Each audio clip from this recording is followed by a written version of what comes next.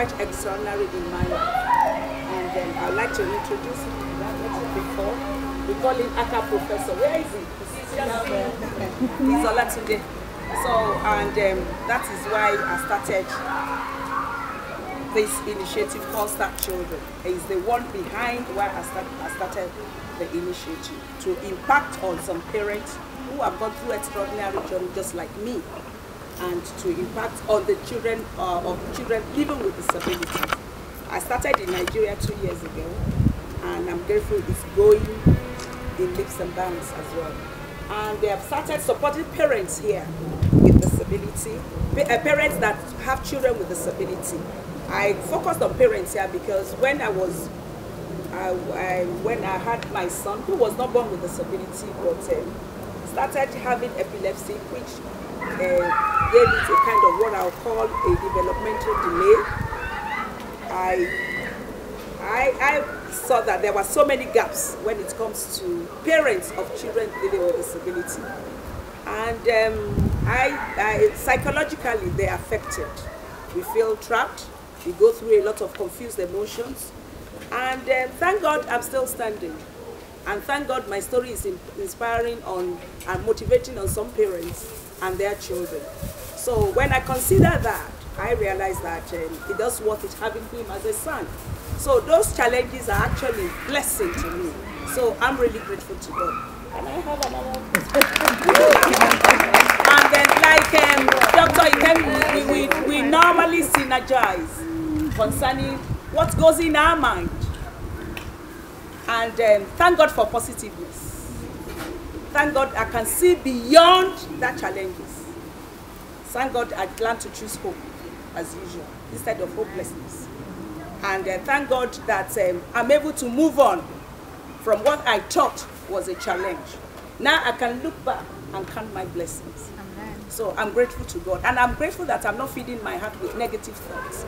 I'm grateful that I'm surrounding myself with positive people that are sitting there who believe in me and they believe what I do. So I'm really grateful. So we started this Start Children in Nigeria. And in January, I started something with concerning parents. So we have a parents of children with disability forum in Nigeria, and we have here. And most of them, we had, all of them were telling their stories, something like self-advocacy. And I realized that one of the mothers, she has a child that has a hole in the heart, and the mother has gone through, you know, when you're a desperate mother, there is nowhere you can go. There is nowhere you can go. You want the best to your father. You will eat whatever they ask you to eat. You will look where you are not supposed to look. And I was able to empathize with that woman. And the woman went everywhere looking for cure for her son, for her daughter. So, and I said, no, you know what? Something can be done about this. What's the way forward? So I set up GoFundMe link, and some money started pouring in. And in Nigeria, we started going, because I have about 2 staff in Nigeria that just, I mean, we communicate every day. We still do a lot of things in Nigeria, even though I'm not there. So we still carry out this assessment. They call us as if we are social services. So something good is coming out from having him as a son, isn't it? So, and then what happened was that we started raising that fund, and then I liaised with, because this is my first time taking a child to India to do surgery. So I have to liaise with Down Syndrome Foundation in Lagos. And you know, when it comes to Down Syndrome, people with Down syndrome, they usually have what they call hole in the heart. It's something that is really, really, really, really peculiar to children with Down syndrome. It's not all the children with Down syndrome that has hole in their heart, but it's something peculiar to them. So now we've been able to raise 5,000 naira, which is the equivalent of 2,000 pounds. So we need 4,000 pounds to be able to do everything. We bought the passport, the child is still on medication, and the doctor, what really scared me was that the doctor said she might not be able to live to see the next birthday, and that was really scary. So thank God that I'm in England, where my son gets every service free. I'm grateful to God for that opportunity. And I think that opportunity that every child, from my experience as a qualified social worker And from my experience as a proud mother of a child with disability, I think every child has a right to life. So every child can strive. Every child can flourish, depending on giving them the enabling environment they are supposed to be given. So that's why I'm not a girl of parties, but then this is a lovely weather, and I prayed very hard. And I think that there will be no rain. At least Sajala went to night vigil because of that.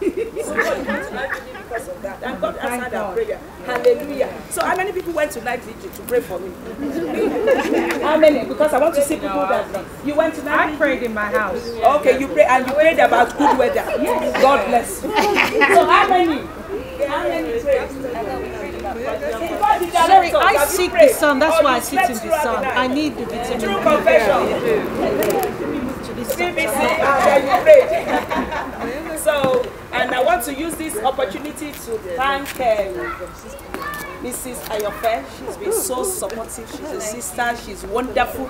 Please, can you help me give her 3 goza? And another lovely person. So quiet. I understand her. She might be looking at me, but she's so amazing. When I call her, sometimes she keeps quiet, and I will say, God, give me patience. She's really